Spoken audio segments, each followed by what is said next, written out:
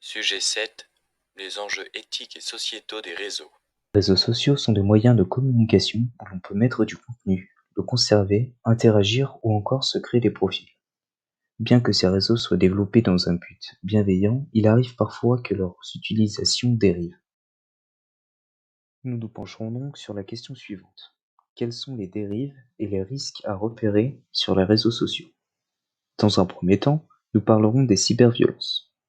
Puis dans une seconde partie, nous analyserons l'infox présente sur les réseaux sociaux. Et dans une ultime partie, nous aborderons la lutte contre les cyberviolences et la divulgation des fausses informations sur Internet. Dans un premier temps, nous allons étudier la cyberviolence. En effet, depuis l'arrivée des réseaux sociaux, la cyberviolence ne cesse d'augmenter. En 2018, en France, une étude a été faite sur la cyberviolence. Celle-ci montre que 9,5% des commentaires sont violents, soit une augmentation de 60% de nombre de commentaires qui appellent à la violence. C'est une augmentation de 10,3% des nombres d'auteurs d'insultes.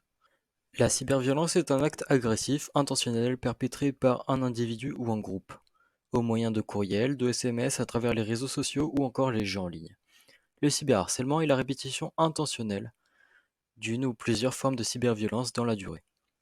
Les principaux publics touchés sont généralement une classe politique, le gouvernement, un parti, une personnalité politique, les médias, un internaute expressément cité, ou encore les religions.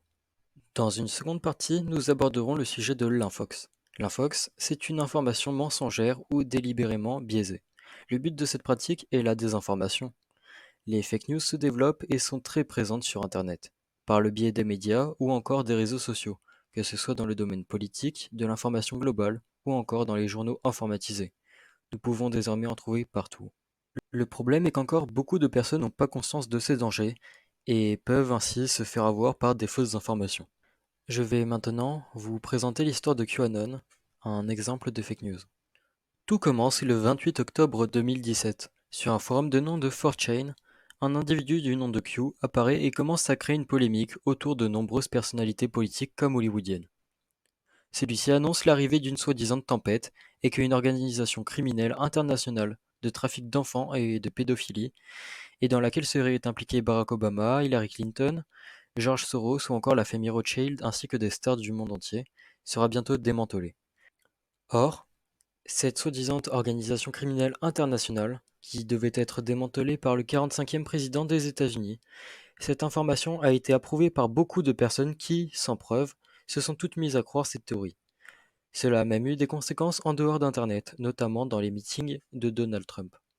Les fausses informations sont dangereuses et circulent extrêmement rapidement. Pour finir, nous allons analyser comment nous pouvons lutter contre les fléaux tels que la cyberviolence ou encore l'infox. Les réseaux sociaux sont considérés comme des relais de la désinformation. Depuis plusieurs années, le gouvernement met en place des numéros verts, des centres d'aide et recrute activement des policiers et des experts pour contrer ces activités. De plus, des organismes et des associations de prévention naissent chaque jour afin de prévenir les populations des dangers engendrés par ces pratiques illégales. Des applications comme WhatsApp ont rejoint la lutte contre l'infox. En juillet 2018, WhatsApp a décidé de limiter le partage de messages à 5 utilisateurs. Cela a d'abord été testé en Inde pendant 6 mois avant d'être généralisé en Europe. Cette mesure a pour but de limiter les infox et la propagation de rumeurs.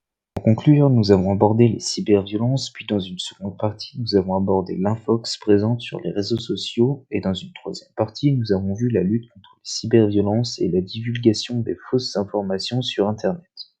Ainsi, nous avons pu voir les différentes solutions mises en place par les organismes ou encore par le gouvernement afin de lutter contre ces fléaux. Malgré cela, il y a toujours des risques et c'est pour cela qu'il faut encore sensibiliser les utilisateurs.